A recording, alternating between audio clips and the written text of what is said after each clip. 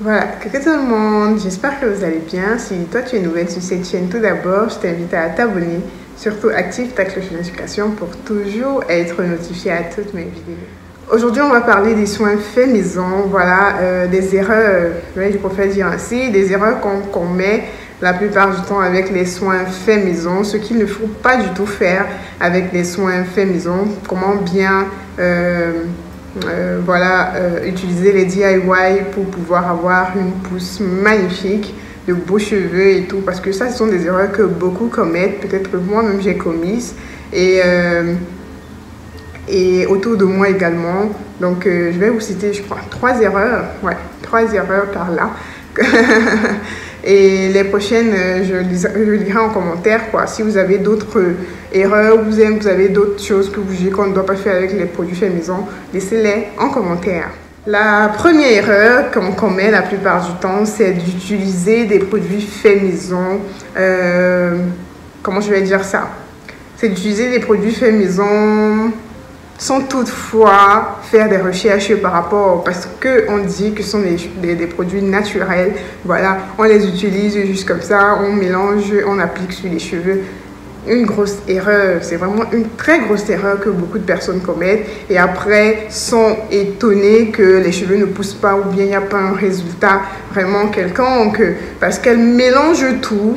Voilà, et pose sur la tête. La plupart du temps, je me rappelle, quand j'étais au pays, quand quelqu'un voulait peut-être te dire que, voilà, on va dire, quand on se retrouvait peut-être chez la coiffeuse, elle voulait peut-être te dire qu'un soin fonctionne, et tout, peut-être que j'ai des cheveux qui se cassent beaucoup, ou bien quoi que ce soit, elle va te dire peut-être que les œufs sont très bien pour les cheveux, et tout, et tout, et tout. Mais sans toutefois te dire ce que les œufs apportent à tes cheveux. Pourquoi utiliser les œufs? Quand utiliser les œufs? Surtout même ça, quand utiliser les œufs? À quel moment utiliser les œufs? À quel moment utiliser l'aloe vera? À quel moment utiliser la banane? À quel moment utiliser X? À quel moment utiliser Y?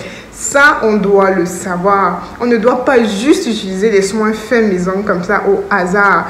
Tous ces ingrédients-là apportent une solution précise à nos cheveux. Donc, ça, tu dois le savoir avant d'utiliser un ingrédient. Bon, tu sais que j'ai un problème sur ma tête et si j'utilise la banane, ça va résoudre mon problème. C'est pas juste au hasard parce qu'on m'a dit que la banane est bien pour les cheveux. Voilà, tu vas aller faire des soins à la banane. Non. Est-ce que vraiment tu fais face au problème dont la banane va venir réparer ou bien apporter des solutions? Ça, tu dois le savoir. On va dire, l'aloe vera est très bien pour les cheveux, ça assouplit, ça te permet d'avoir des boucles définies, ça te permet d'avoir une très bonne hydratation. Bref, un bonhomme de choses. Tu vas juste prendre l'aloe vera, tu vas mélanger et mettre sur tes cheveux. Non.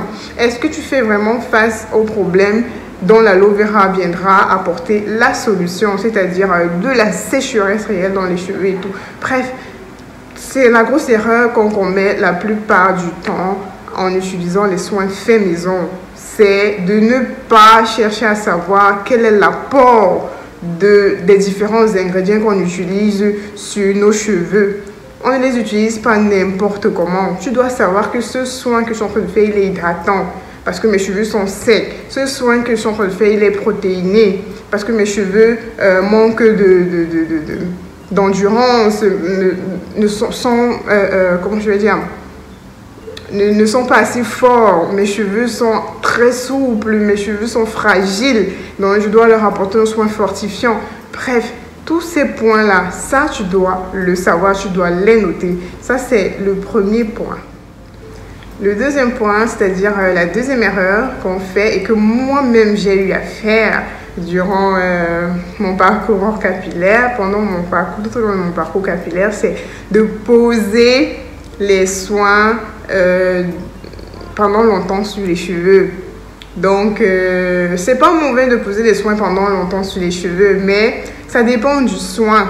Maintenant, si tu fais un DIY par exemple, dans un soin fait maison, mélange de banane, il est fort probable que au sortir de ce soin, qu'il y ait de l'odeur peut-être de la banane qui est restée sur tes cheveux. Et ça, c'est pas toujours agréable. Il faut laver pendant longtemps pour enlever cette odeur-là. Vous savez que les produits faits maison sont la plupart du temps les aliments que nous consommons. Ouais. Donc, et les aliments que nous consommons, lorsqu'on les met dans un endroit chaud, on va dire qu'ils se détériorent, ils pourrissent en quelque sorte.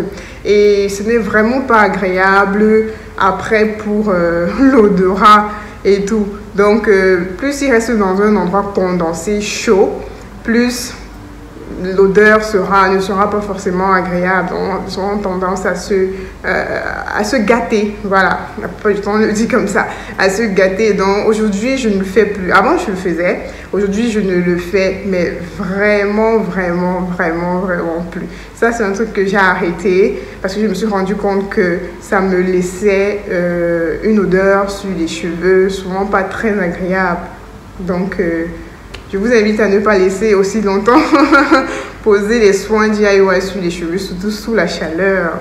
Le prochain point, c'est de laisser également poser les DIY toute la nuit. Je crois qu'il y a une native qui ne cessait de me demander ça dans les commentaires, mais Patricia, pourquoi tu ne laisses plus poser ton soin toute la nuit? Parce que j'avais annoncé ça également, que je vais plus laisser poser mon soin toute la nuit. C'est également pour les mêmes raisons énoncées précédemment. C'est-à-dire, plus tu laisses un soin fait maison longtemps, il se détériore. Surtout quand tu ne le conserves pas peut-être trop au congélateur, ça pourrit et l'odeur n'est plus vraiment bonne. Donc, je me suis rendu compte que ça ne me laissait pas une très bonne odeur sur les cheveux. Donc, j'ai jugé que ce n'était plus la chose à faire. Et aujourd'hui, je partage ça avec vous. Ce n'est pas la chose vraiment à faire parce que oui, tu laisses poser, ça permet aux ingrédients de s'imprégner, mais ce n'est pas obligé que ça soit posé aussi longtemps. Après 2 heures, 1 heure, 2 heures, les ingrédients se sont vraiment mélangés et tout. Ça, c'est également le constat que j'ai fait. Et voilà. Et surtout qu'on utilisait du yaourt et tout, un produit qui pouvait se fermenter à longue durée. Donc, c'est mieux de faire son soin. Maintenant, je me lève le matin. Avant, je pouvais préparer mes soins la veille. Bon, tu peux préparer les soins la veille, tu gardes au frigo. Ouais, si tu veux. Mais maintenant, je me lève très tôt. Je prépare tous mes soins. Je laisse poser. Je fais mon soin en journée, tranquillement. C'est nettement mieux, vraiment, que de laisser poser comme je le faisais avant, toute la nuit et avant d'utiliser le matin. Ça, c'est beaucoup plus pour l'odeur qu'autre chose. Hein. Comme je précise, les aliments se détériorent et c'est pas forcément agréable pour notre odorat. Voilà. Et la dernière erreur, parce que je crois que j'ai ajouté une erreur. La dernière erreur, c'est de ne pas utiliser des aliments pourris. Ça, je crois que ça, c'est également, ça fait partie de tout ce que j'ai dit également précédemment. Utiliser des aliments pourris, beaucoup le font. Quand, une fois qu'elles se rendent compte, il y a telle chose qui est déjà en train de vouloir se gâter. Au lieu de jeter, qu'est-ce que je vais faire? Je vais faire mon soin avec. Non. Pas parce que c'est un soin DIY, ou parce que tu vas mettre sur tes cheveux que tu dois utiliser des produits pourris. Non. Tu dois avoir une très bonne banane, tu dois avoir un très bon avocat, tu dois avoir un yaourt, de bonne qualité. Tu dois avoir, pour avoir des meilleurs soins, pour avoir un soin avec une très bonne odeur ou bien quoi que ce soit, tu dois utiliser des aliments sains, des aliments en bon état, pour les appliquer sur tes cheveux. Parce que ça, c'est quelque chose que j'ai remarqué chez certaines personnes. C'est quand les aliments sont déjà en train de se détériorer, quand tu dis, au lieu de jeter, qu'est-ce que je vais faire rapidement avec ça? Allez, hop, tu passes à la cuisine et tu fais un soin avec, tu mets sur ta tête. Non.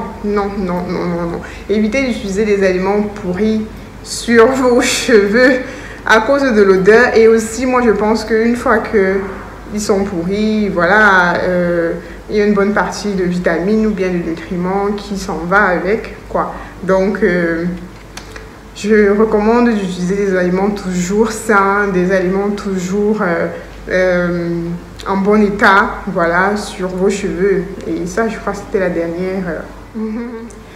Voilà, j'ai partagé avec vous les quelques erreurs que moi, j'ai notées durant mon parcours capillaire et au vu des expériences des autres. J'aimerais bien lire les vôtres, vous en avez sûrement, donc laissez en commentaire, on ferait on se ferait un vilain plaisir, voilà, de le lire, voilà. Donc ça va aider plus d'une personne, c'est très important. J'espère que cette vidéo a été instructive comme d'habitude. Voilà, n'hésitez pas de vous abonner sur mes différentes plateformes natives. D'ici et là, portez-vous bien. On se donne rendez-vous aux prochaines vidéos probablement. Bisous, bisous, mes natives.